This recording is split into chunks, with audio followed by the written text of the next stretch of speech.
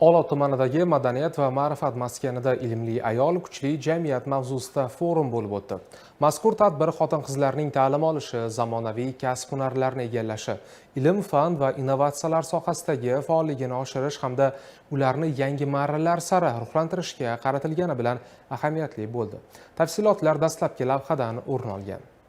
Ta'kidlash lozim, bugungi kunda yangi O'zbekistonda ayollarni qo'llab-quvvatlash, ularning bilim va salohiyatini ro'yobga chiqarish davlat siyosatining ustuvor yo'nalishlaridan biriga aylandi. Xususan, ehtiyojmand oilalardagi qizlar uchun alohida grantlar ajratilishi, foizsiz ta'lim kreditlari, magistratura bosqichidagi kontrakt to'lovlarining davlat tomonidan qoplab berilishi kabi qator imtiyozlar minglab qizlarning orzulari ro'yobiga xizmat qilmoqda.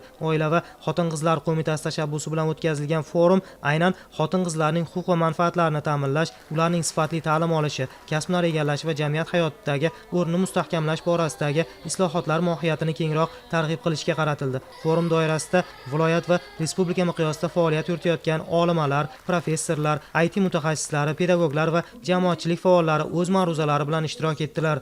Prezidentimiz bugun bir qizni o'qitsang, butun boshli bir millatni o'qitasan degan fikrni o'rtaga tashladilar. Juda ham chiroyli bir haqiqat yashirin. Chunki butun kelajakni tarbiyalab beruvchi bu ona.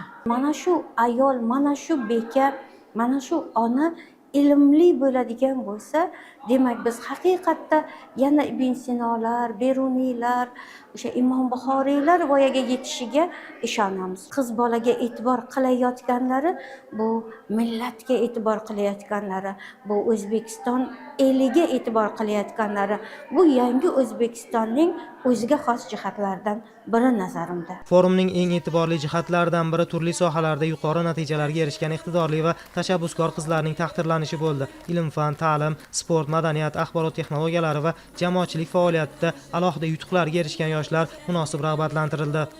Olot tumanida ham juda ilmli va ziyoli qizlar juda ham ko'p. Bugungi kunda ota-onalarimiz ko'proq qizlarni ilmli, ma'rifatli qilishga harakat qilmoqda. Nima uchun qizlar ilmli bo'lish kerak?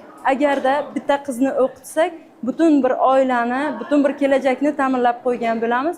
Bu albatta bejiz emas, chunki ertaga bu ilmli qiz bir oila bekasi bo'lib, o'z farzandlarini ham ilmli qilishga va shu O'zbekistonni kelajagini chiroyli qilishga va 3-renessansni birgalikda prezidentimiz bilan quradigan yoshlar bo'lib yetishiga o'z hissasini qo'shadi. Forum doirasida ta'lim olishga to'sqinlik qilayotgan omillarni yengib o'tish, STEM va IT yo'nalishlarida qizlar uchun mavjud imkoniyatlar, oilaviy hayot va kasbiy faoliyat o'rtasidagi muvozanatni ta'minlash masalalari keng muhokama qilindi. Yakunda ishtirokchilar tomonidan qizlarni zamonaviy kasb-hunarlarga jalb etish, ularning ilmiy ijodiy salohiyatini qo'llab-quvvatlash, oliy ta'lim qamrovini kengaytirish va ayollar bandligini ta'minlashga qaratilgan qator taklif va tavsiyalar ishlab chiqildi.